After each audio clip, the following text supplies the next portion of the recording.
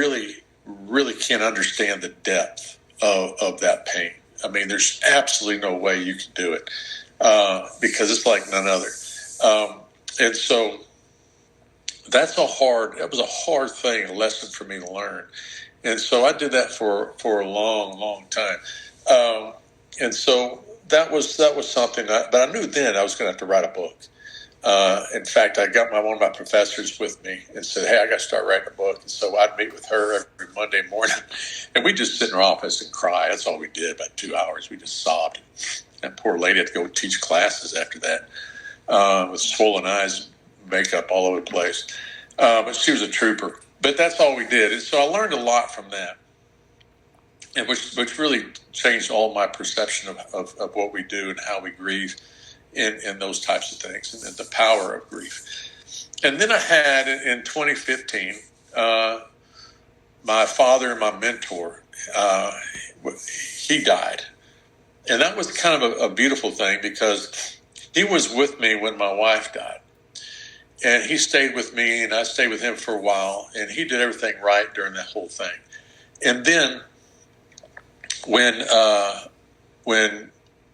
Dad had cancer, and he battled it for 15, 20 years, and when it came back, I was with him at MD Anderson in Houston, and he said to me on the way home from the back seat, he said, Dan, and they just told him to go home, it's time to wrap up his life. He said, Dan O'Ray, I want you to tell me what I need to do. I want to die the right way. And I thought, wow, what an honor that is. And so I told him two things. I said, Dad, you have to make two lists. You need to make a list of all those people that you love unconditionally, like nobody else. And you need to call them up and you say, you get your tail and visit me because I want to tell you goodbye. And then when they come to see you, tell them how much you appreciate them, how much you love them, how much you value their relationship. And then the second list I want you to make is the one list is the harder one, that everybody you've done wrong, everybody that's wronged you, everybody you're in conflict with, everybody that you need to reconcile with, you call them up and tell them the same thing. I need you to come see me. And then you spend that time to make things right. You make things right. Because I've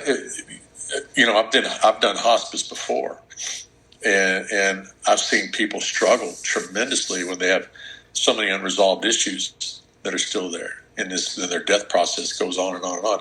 Well, Dad did that, and he had one person on the I need to reconcile with, and that was my brother. And so I kind of made that take place, and ended up being something well. But my brother went to go see him in the first part of September, and Dad still had, was given, several months more to live. So we made plans for Thanksgiving. But anyway, to make a short story long, right? But anyway, what ended up happening is that once Dad closed out he did all those two lists. It was like 4 days later that he died peacefully, and it was a beautiful ending. And I remember my mom called me that day and saying he's gone. And it hit me so different because it's like he's released, and he did everything right with his life and also in his death. And it was such a beautiful thing that, and then we had a little funeral for him. I talked a lot at his service, but to me it was a lot of tears of joy for what he was able to accomplish, and that was a good thing. And then you fast forward another year. September, a little over a year, we brought in a young man as my son's best friend and brother. His name is Eric. And they met playing football together in Nebraska. And so Eric was having some issues, and so we said, well, let's go get him and bring him to the house because he doesn't need to be getting in trouble. And his parents were living in Africa at the time. So we took him in. And we made him our own, and he was such an easy kid to love. And we did all these wonderful things with him. We got him ready for football. We did all of these things. Gosh, he's such a great part of our family. Our family just climbed the ceiling of how fun we had as a family because of the energy and the joy he brought. Well, I drove him up to Nebraska to get him ready for his spring ball, for fall camp. And And so we got up there, and as he was doing his running for practice, I'm watching him. He's a little sluggish. And then he hits the ground, and he's dead. Just right there in front of me. This is 2016, August 11th. And I couldn't believe it. And so we're rushing to the hospital. I'm on the phone talking to family in Texas, 1,000 miles away. I don't know what the heck happened. Trying to make sense of all this. And then I'm in the ER slapping him in the face while the doctors are shooting him up with anything to get him going. And I had to go back and I talked to the team about all this stuff that they had to experience. Had to close him out, do all the funeral stuff, get all the preparations. Had to call Africa, talk to his mother, and tell her how much I let her down because I didn't do my part to take care of their son, and I could still hear her screaming. And so all these things were taken. So it was a completely different death, different experience, different grief. That one was more laced with guilt than anything else. And if I sit here and talk about it enough, I can start tearing up with just this shame of grief, even though I know in the rational brain that there's nothing I could have done differently. And then you fast forward to March 6th of last year.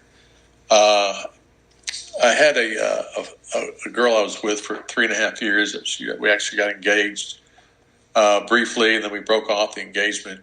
And then she moved away a little bit, and then I get a phone call that she was in a helicopter crash and died.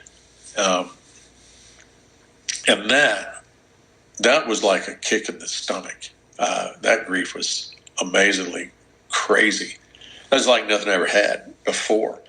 It was so different from all the others. So I've had 2 deaths that were immediate, like Eric and RC. One that was beautiful, like my dad, and then one I was just a 29-year-old trying to figure out how to do life in this new life that we have, and losing a wife with a 2-year-old on my hip.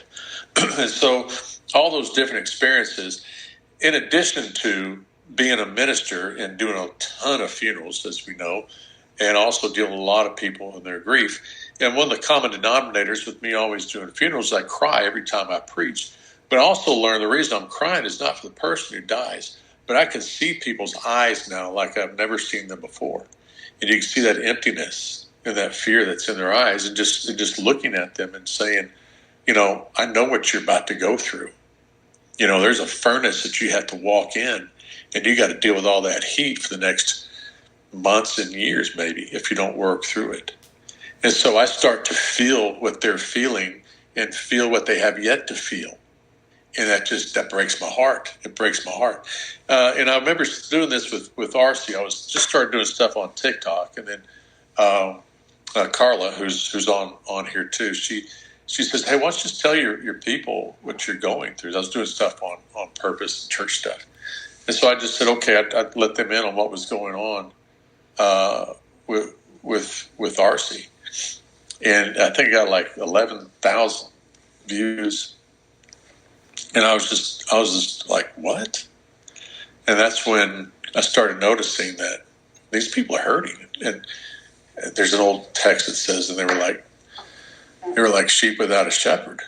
They had nowhere to go. And then I started doing some research on what's available for people, and there's very little that's there. And that's what really moved me to do something.